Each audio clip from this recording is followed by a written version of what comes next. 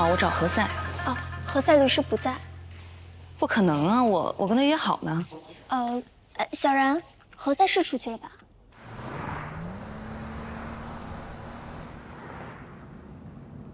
对，我呢反复的考虑了一下，我还是不能跟你一起骗我姐，而且我觉得你也不应该骗我姐。那除非你穿裙子上班。哎，我是跟你认真的说，我也是。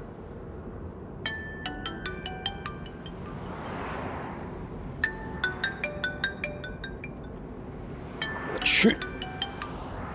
喂，蓉蓉，你在哪儿呢？哦，你在那儿稍等啊，我现在就派人过去接你啊。一大早我就看见你跟何塞一前一后的进律所。一大早我也看见了罗宾在你的办公室呀。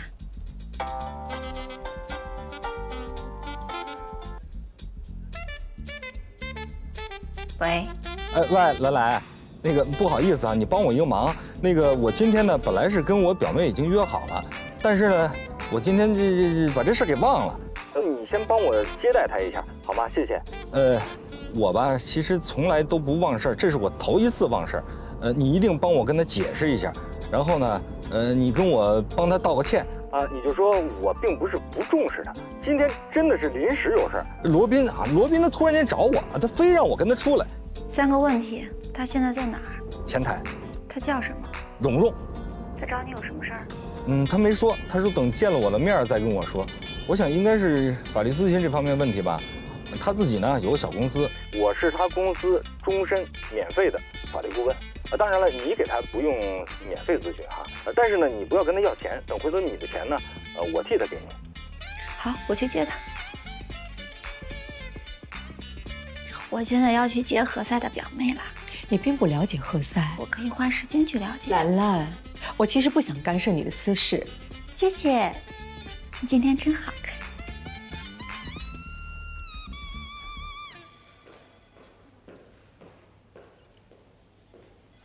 蓉蓉，你好，我是何塞的同事，他临时有点事儿，让我来接待你。哦，行。我表妹啊，真不容易啊！你说又得当老板，还得怀着孕，还得给你外甥女儿当后妈。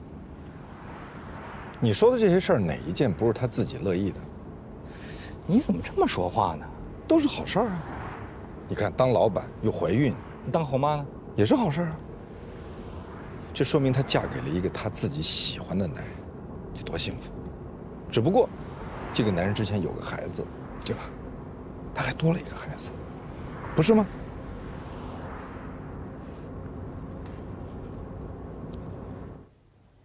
你有点不舒服吗？没有，我就是怀孕了，有点累，没事儿。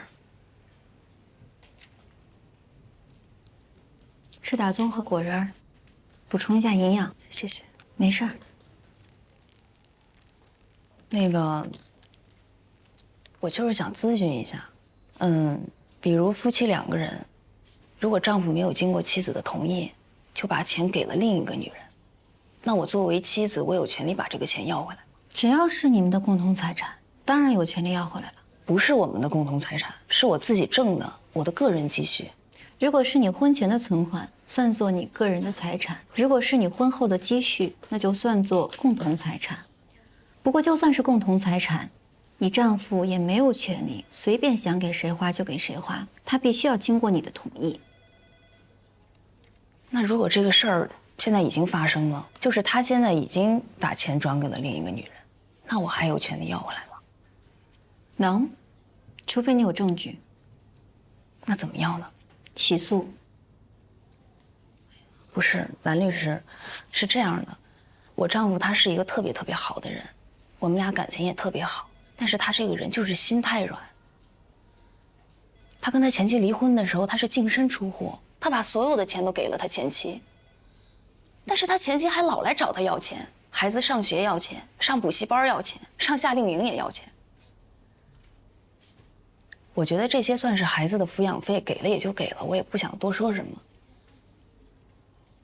但是前一段时间，她又找我丈夫要了一大笔钱，说要买房子，这可我就不能忍了吧？买房子？对呀。你别不说话呀。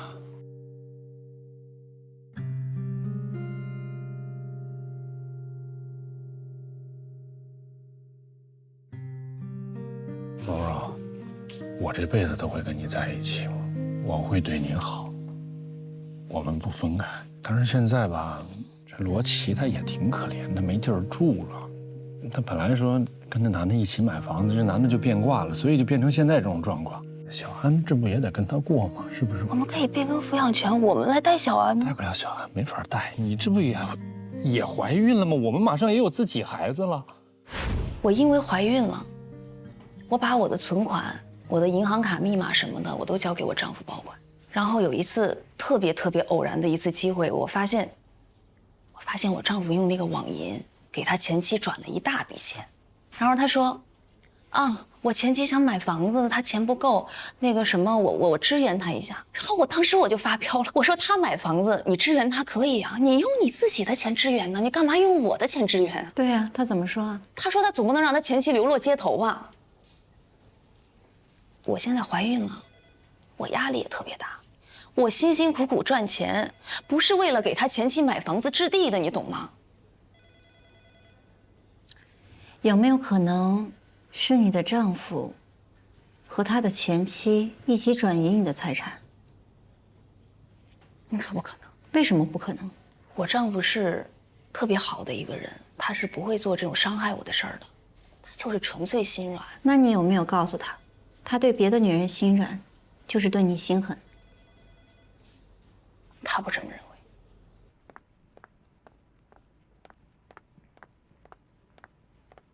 姐，你找我？